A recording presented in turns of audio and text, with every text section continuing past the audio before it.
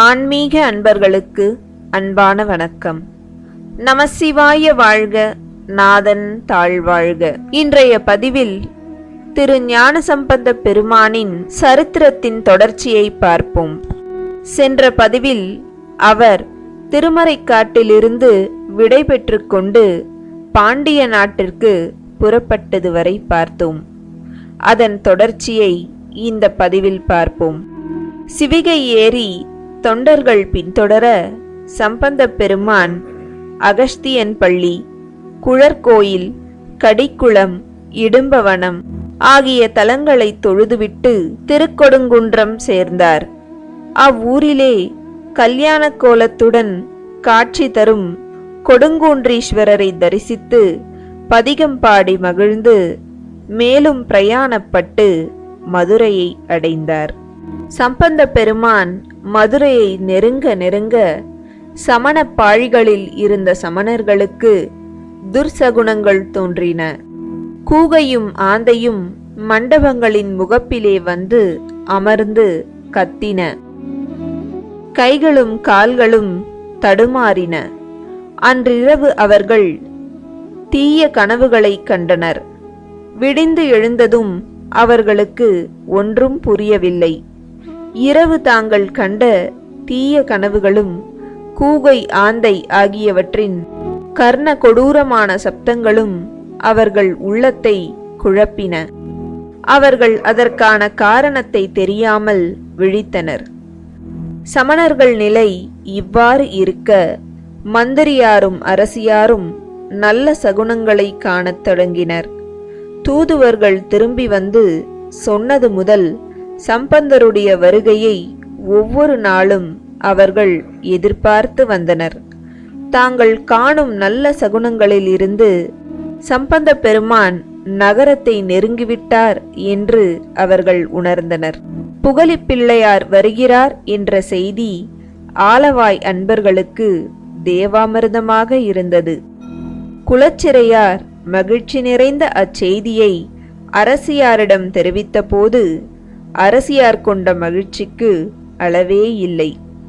அமைச்சரே, ஞானப்பாலுண்ட பிள்ளையாரின் வருகையை கேட்டு நாம் பெருமகிழ்ச்சி கொண்டோம். அவருக்கு தகுந்த முறையில் உபசரிப்பை தாருங்கள் என்று கட்டளையிட்டார். அரசியாரை பணிந்து குலச்சிறையார் நகர எல்லைக்கு விரைந்தார். அங்கே தோணிபுரச் செல்வரை எதிர்நோக்கி அடியார்கள் திரண்டு இருந்தனர். சாலையின் தூரத்தே திருக்கூட்டத்தாரை கண்டதும் அடியார்கள் மேள தாளங்களுடன் எதிர்கொண்டு சென்று சம்பந்தரை வரவேற்றனர். அமைச்சர் சிவிகையை வலம் வந்து சம்பந்தரை வணங்கினார். பெருமானே, தங்கள் வருகை குறித்து அரசியாரும் நானும் பெருமகிழ்ச்சி கொள்கிறோம் என்று பணிவோடு தெரிவித்தார் குலச்சிறையார். அமைச்சரே, தங்களுக்கும் அரசியாருக்கும் எம்பெருமானின் திருவருள் பரிபூர்ணமாக கிடைக்கட்டும் என்று மகிழ்ந்து கூறினார் சம்பந்தர். ஐயனே, தங்கள் வருகையால் எங்கள் துயரம் நீங்கிவிட்டது என்பதை இப்போதே உணரத் தொடங்கிவிட்டோம். அரசர் பெருமானின் உள்ளத்தில் புகுந்துவிட்ட மாசை அகற்றி சைவ நெறி நாட்டிலே விளங்க திருவருள் செய்ய வேண்டும் என்று அமைச்சர் மீண்டும் பணிந்து வேண்டினார்.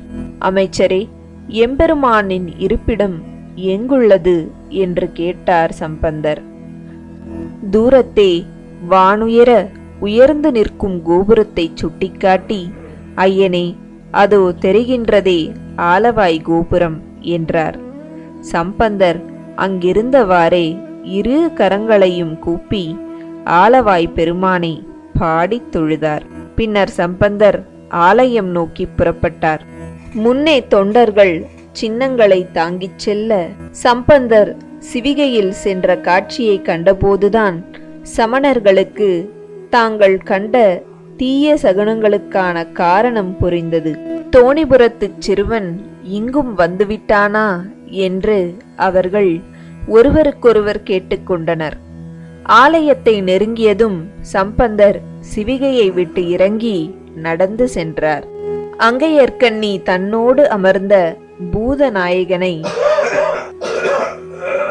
அங்கையர்கண்ணி தன்னோடு அமர்ந்த பூதநாயகனை கண்ணார கண்டு தொழுதார். பாடினார், உணர்ச்சி வசப்பட்டு ஆடினார். தரிசனம் முடித்து கொண்டு வெளிப்பட்ட சம்பந்தர் தம்மை நோக்கி அம்மையார் ஒருவர் வருவதைக் கண்டார். அருகிலிருந்த குலச்சிறையார், ஐயனே, எங்கள் அரசியார் தங்களை தரிசிக்கவே வருகின்றார் என்று கூறினார். சம்பந்தரை நெருங்கிய அம்மையார் அவருடைய பாதங்களில் பணிந்து வணங்கினார். பெருமானே, தங்கள் வருகையால் பாண்டிய நாடு பிழைத்தது என்று கண்களில் நீர் தழும்ப கூறினார். அம்மையே, எழுந்திருங்கள், இறைவன் உங்கள் எண்ணம் இனிது நிறைவேற அருள் புரிவார் என்று அரசியாரை எழுப்பினார். ஐயனே, சமணர்களுடைய போதனையால் மனம் மாறி போயிருக்கும் என் நாதரை தாங்கள்தான் ஆட்கொண்டு எம்பெருமானிடம் பக்தி கொள்ளச் செய்ய வேண்டும் என்று வேண்டினார் அரசி. அம்மையே, கவலை வேண்டாம், இறைவன் நம் பக்கம் இருந்து அருள் செய்வார் என்று அரசியாருக்கு ஆறுதல் கூறி அனுப்பி வைத்தார். பின்னர் அவர் தம் அடியார்களுடன் அமைச்சர் ஏற்பாடு செய்திருந்த மடத்துக்கு சென்று அங்கே தங்கினார். சம்பந்தர் தங்கியிருந்த திருமடத்தில் அடியார்கள் எழுப்பிய வேத மந்திரங்களின் கோஷம் சமணர்கள் காதிலே புகுந்து அவர்களின் உள்ளத்தை குடைந்தது. அவர் அந்நகரிலே தங்கும் ஒவ்வொரு நாளும் தங்களுடைய ஆதிக்கத்தை கலகலக்கச் செய்யும் என்று எண்ணினார். உடனே சமணர்கள் மன்னனை காண புறப்பட்டனர். சமணப்பள்ளியிலிருந்து தன்னை காண வந்திருக்கிறார்கள் என்பதை அறிந்த அரசனுக்கு அவர்கள் வருகைக்கான காரணம் புரியவில்லை. அவர்களை ஆலோசனை அறைக்கு வரச் சொன்னார். வாடிய முகத்தோடு உள்ளே நுழைந்த சமணர்களை கண்ட அரசன் திடுக்கிட்டான். நீங்கள் என்னை காண வந்திருப்பது எதனால்? உங்கள் முகம் ஏன் வாடியிருக்கிறது என்று கேட்டான் அரசன். உடனே சமணர்கள் தோணிபுரச் செல்வர் வந்திருப்பதை அரசனிடம் கூறினர். அதை கேட்ட அரசன் கோபம் கொண்டவனாய், அவன் வந்திருக்கிறான் என்றால் நாம் என்ன செய்வது சொல்லுங்கள் என்றான். மன்னவா, அவன் தங்கியிருக்கும் மடத்தை நாங்கள் மந்திர சக்தியால் தீப்பற்றி எரியச் செய்கிறோம். அதை கண்டு அவன் பயந்து தானே இவ்வூரை விட்டு ஓடிவிடுவான் என்றனர். அவர்கள் போதனையால் மயங்கிக் கிடந்த அரசன் அதற்கு உட்பட்டு அவ்வாறு செய்து தோணிபுரச் சிறுவனை விரட்டிவிட அவர்களுக்கு அனுமதி கொடுத்தான். உடனே சமணர்கள் அரசவையை விட்டு புறப்பட்டனர். சம்பந்த பெருமானின் பெயரை கேட்டது முதல் பாண்டிய மன்னனின் உள்ளம் ஏனோ குழம்பியது. அவனைச் சூழ்ந்திருக்கும் மாயையை அகற்ற இறைவன் திருவருள் புரிந்துவிட்டார் என்பதை அவன் எப்படி உணர்வான்? சோர்ந்த முகத்தோடு அமர்ந்திருக்கும் நாதனை கண்டதும் மங்கையர்க்கரசியார் நெருங்கி, நாதா, ஏன் சோர்வுற்று அமர்ந்திருக்கிறீர்கள்? என்ன செய்தி என்று கேட்டார். தேவி, யாரோ தோணிபுரத்திலிருந்து சிறுவன் வந்திருக்கிறானாம். சூலபாணியின் அருள் பெற்றவனாம். சமணர்களுடன் வாதிடப் போகிறானாம். இப்போதுதான் சமணப்பள்ளியிலிருந்து வந்து தெரிவித்துவிட்டு போனார்கள். இவையெல்லாம் என்ன? எனக்கு ஒன்றும் புரியவில்லை.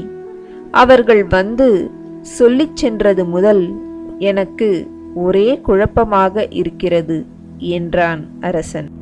இதில் குழம்புவதற்கு எதுவும் இருப்பதாக எனக்கு தோன்றவில்லையே. இருவரும் வாதிட்டு யார் வெற்றி பெறுகிறார் என்பதை பார்ப்போம்.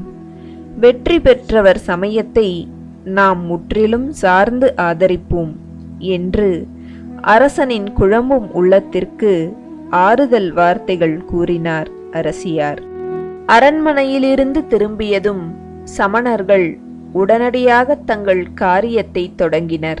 மடத்துக்கு எதிரே உள்ள இடத்தில் அமர்ந்து மந்திரத்தை சொல்லத் தொடங்கினர். ஒரு நாழிகை சென்றது. சமணர்களுடைய முயற்சி பலன் தரவில்லை. சம்பந்தர் தங்கியிருந்த மடம் தீப்பற்றவில்லை. எவ்வளவு முயற்சி செய்தும் ஒன்றும் செய்ய முடியாததால் சமணர்கள் தங்கள் பள்ளிக்கே திரும்பச் சென்று விட்டனர். சமணப்பள்ளிக்கு சென்று மற்றவர்களுக்கும் இந்த செய்தியை தெரிவித்தனர். அதை கேட்ட சமணர்கள் தங்கள் அடிவயிற்றில் தீப்பற்றியதைப் போல அலறினர். அவர்கள் முயற்சி தோல்வியுற்றதை அரசன் அறிந்தால் அவர்கள் சமயத்தில் அவன் கொண்டுள்ள நம்பிக்கை சிதைந்துவிடும். அதன்பின் அவர்கள் கதி அதோ கதிதான். ஏதாவது செய்து அரசனிடம் தாங்கள் கூறி வந்த காரியத்தை நிறைவேற்றி விடுவது என்ற முடிவுக்கு வந்தனர். கொலைக்கு அஞ்சாத குண்டர்கள் சிலரை அழைத்து நிறைய பொருட்களை கொடுத்து சம்பந்தர் தங்கியிருக்கும் மடத்தை தீயிட்டு கொளுத்துமாறு அனுப்பினர். குண்டர்கள் யாரும் அறியாது மடத்தை நெருங்கி தீப்பந்தங்களை எரித்து நெருப்பு வைத்தனர். நெருப்பு திகுதிகுவென்று எரிந்தது. நல்ல வேளையாக சில அடியார்கள் இம்மாதிரி அசம்பாவிதங்களை எதிர்பார்த்து விழித்திருந்தனர். அவர்கள் பாண்டிய நாட்டிலே சமணர்கள் அடியார்களுக்கு இழைத்து வரும் கொடுமைகளை பற்றி அறிந்திருந்தனர். சமணர்களுடைய ஆதிக்கத்தை கலைக்கும் வகையில் சம்பந்தர் மதுரை வந்திருக்கும் போது அவர்கள் சும்மா இருப்பார்களா? ஆகவே அடியார்கள் சிலர் இம்மாதிரி கொடுமைகளை எதிர்பார்த்து இரவு நேரத்தில் விழித்து இருந்தனர். நெருப்பு திகுதிகுவென்று எரியத் தொடங்கியது. விழித்திருந்தவர்கள் அடியார்களை எழுப்பி நெருப்பை அணைக்கத் தொடங்கினர்.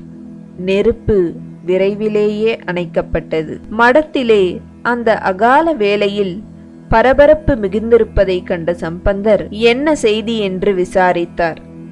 ஓரிருவர் அவரிடம் சென்று சமணர்கள் மடத்துக்கு தீ வைத்ததை பற்றி புகார் செய்தனர். சமணர்கள் துணிந்து அம்முயற்சியில் இறங்கியதற்கு அரசனுடைய ஆதரவு இல்லாமல் இருக்காது என்பதை உணர்ந்தார் சம்பந்தர்.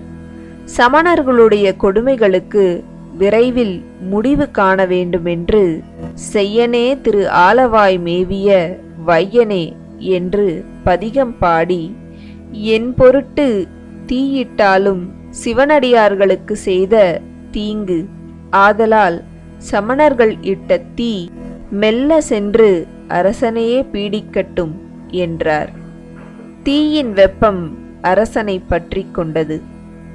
மஞ்சத்திலே படுத்திருந்த அரசன் வெப்பகரம் அதிகமாகி புரளத் தொடங்கினான். நேரம் செல்ல செல்ல அவன் ஜுரம் அதிகமாகியது. பொழுது புலரும் வேளையில் அரசனுக்கு உணர்வு தவறிவிட்டது. இரவு சம்பந்தர் தங்கியிருந்த மடத்துக்கு சமணர் தூண்டுதலால் குண்டர்கள் தீ வைத்ததும் அது பரவும் முன்பாக அடியார்கள் அணைத்து விட்டதும் கேள்விப்பட்டு பதபதைத்து குலச்சிறையார் அரசியிடம் சென்று ஆலோசனை கேட்கும் வேளையில் அரசனோ சுரவேகம் தாங்காது உணர்விழந்து கிடப்பதாக காவலர் வந்து அறிவித்தனர். அமைச்சரும் அரசியாரும் வைத்தியர்களை வரவழைக்க அவர்களும் அரசன் இருக்குமிடத்திற்கு ஓடினர். உடல் அனலாய் கொதிக்க அரசன் மஞ்சத்தில் தன் உணர்வின்றி கிடந்தான். வைத்தியர்கள் விரைவிலேயே வந்து சேர்ந்தனர். அரசனுடைய உடலை பரிசோதித்து ஏதேதோ மருந்துகளை கொடுத்தனர். எந்த மருந்திற்கும் சுரம் கட்டுப்படவில்லை. வைத்தியர்களுக்கோ என்ன செய்வதென்றே புரியவில்லை. இதற்குள் சமணப் பள்ளியில் இருந்தவர்களுக்கு அரசன் நோயுற்ற செய்தி எட்டியது.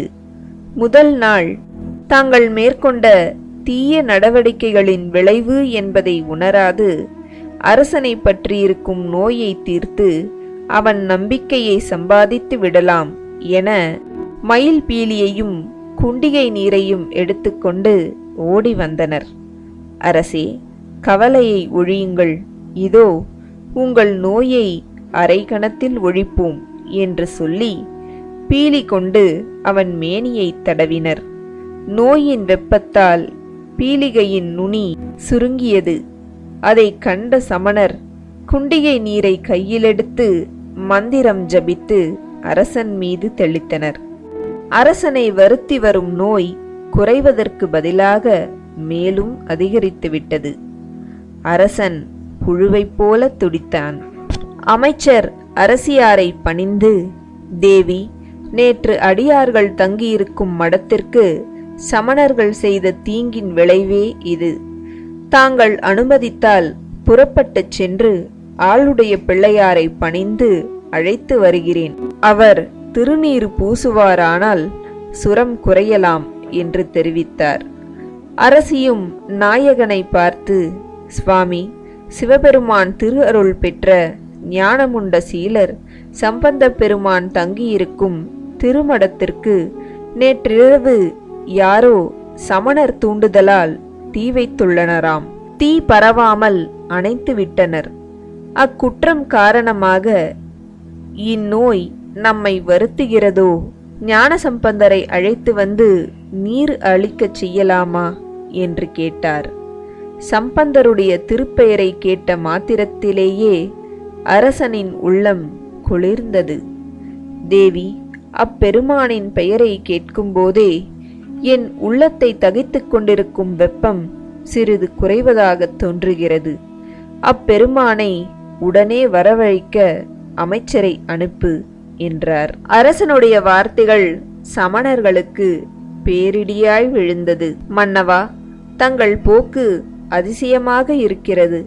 நம்முடைய கொள்கைக்கு ஒத்துவராத ஒரு காரியத்தை நீங்கள் அனுமதிக்கலாமா என்று கேட்டனர். அரசன் அவர்களை பார்த்து சீறி விழுந்தான். உங்களால் என் நோயை தீர்க்க முடியவில்லை. அந்த சிறுவன் வந்து நோயை தீர்க்கட்டும். நாங்கள் தடுக்கவில்லை. ஆனால் நோய் அச்சிறுவனால் தீர்ந்தது என்பதை மறந்து விடுங்கள்.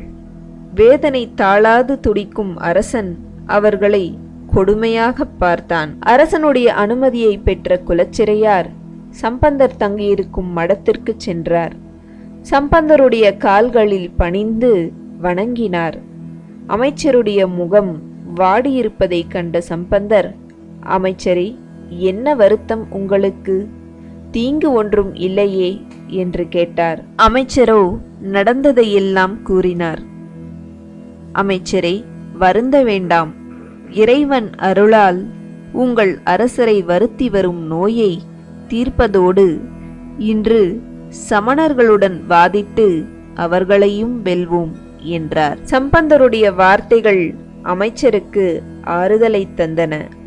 மலர்ந்த முகத்தோடு அவரை பணிந்து எழுந்தார். சம்பந்தர் அமைச்சருடன் புறப்பட்டு நேராக ஆலயம் சென்று இறைவனை தொழுதார். அரசனை பிடித்துள்ள நோய் நீங்கவும் சமணர்களோடு வாதிட்டு வெல்லவும் தமக்கு திருவருள் புரியுமாறு வேண்டினார். பின்னர் நேராக அரண்மனைக்கு சென்றார். சம்பந்த பெருமான் வந்திருக்கிறார் என்று தேவி கூறியதும் படுத்திருந்த அரசன் மெல்ல தலையை தூக்கி பார்த்தான். இரு கைகளையும் கூப்பி, ஐயனே, வரவேண்டும் என்றான். உங்கள் இருவரில் யார் என் நோயை தீர்க்கிறீர்கள் என்பதை பார்ப்போம் என்ற அரசன் சம்பந்தர் பக்கம் திரும்பினான். அத்திருமுகத்தை பார்க்கும்போதே அவன் நோயின் வேதனை மட்டுப்பட்டது. ஐயனே, தங்களுக்கு எந்த ஊர் என்று பக்தி மேலிடக் கேட்டான். சம்பந்தர் பாண்டியனுடைய கேள்விக்கு பதிலாக பிரமனூர் வேணுபுரம் என்ற பதிகத்தை பாடினார். அதை கேட்ட சமணர்கள் கொதித்து எழுந்தனர்.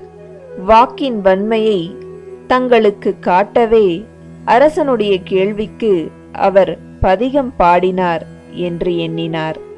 தாங்களும் அங்கிருப்பதை உணர்ந்த அவர்கள் தங்கள் நூல்களிலிருந்து பல பாடல்களை மடமடவென்று சொல்லியபடி சம்பந்தரை வந்து சூழ்ந்து கொண்டனர். மங்கையர்க்கரசியார் பதறிப் போய்விட்டார். ஆத்திரத்தில் அவர்கள் சம்பந்தருக்கு தீங்கு செய்துவிடாதிருக்க வேண்டுமே என மனம் வருந்தினார். அம்மையே, கவலை வேண்டாம்.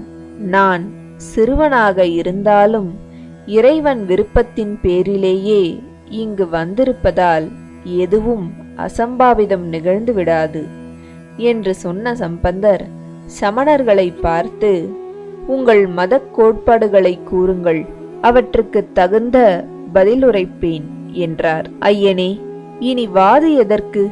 அவர்களால் என் நோயை தீர்க்க முடியவில்லை, தலை குனிந்து விட்டார்கள். நீங்கள் எனக்கு அருள் புரிந்து என் நோயை குணமாக்க வேண்டும் என்றான் பாண்டியன். ஐயனே, வலி பொறுக்க முடியாது, வெகு நேரமாக தவித்து வருகிறேன், என் மீது கருணை கூர்ந்து அருள் புரிய வேண்டும் என்று வேண்டினான். சம்பந்தர் திருநீர் எடுத்து அரசனுடைய உடம்பிலே வலது பக்கத்திலே தடவி மந்திரமாவது நீரு என்னும் பதிகத்தை பாடினார். மந்திரமாவது நீரு, வானவர் மேலது நீரு, சுந்தரமாவது நீரு, துதிக்கப்படுவது நீரு, தந்திரமாவது நீரு, சமயத்தில் உள்ளது நீரு, செந்துவர் வாய் உமை பங்கன் திரு ஆலவாயான் திருநீரே என்ற பதிகத்தை பாடினார்.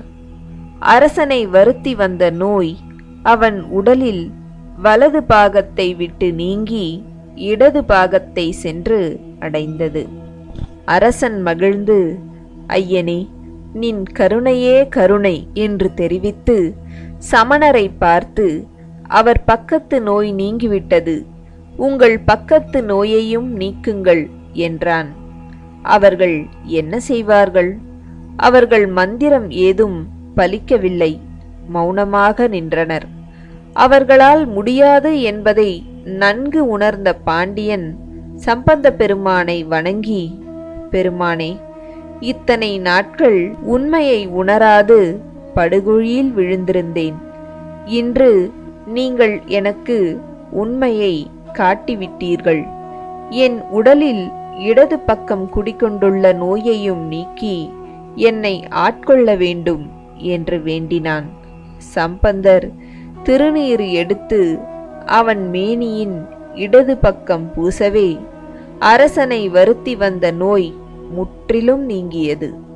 அளவில்லாத மகிழ்ச்சியுடன் அரசன் எழுந்து சம்பந்தரின் அடிபணிந்து வணங்கினான். மங்கையர்க்கரசியாரும் அமைச்சரும் இறைவன் திருவருள் கண்டு ஆனந்த கண்ணீர் வடித்தனர்.